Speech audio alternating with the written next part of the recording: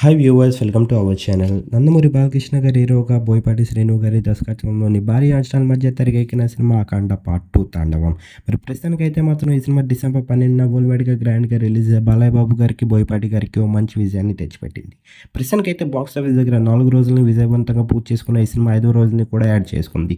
మరి 5వ రోజుకి సంబంధించిన కలెక్షన్స్ విషయానికి వెళ్తే 5వ రోజు కూడా బాక్స్ ఆఫీస్ దగ్గర కలెక్షన్ల వర్షాన్ని కురిపించారని చెప్పాలి బాలయ్య బాబు గారు. ప్రస్తుతానికైతే మాత్రం ఈ సినిమా 5 రోజులు విజయవంతంగా పూర్తి చేసుకుంది.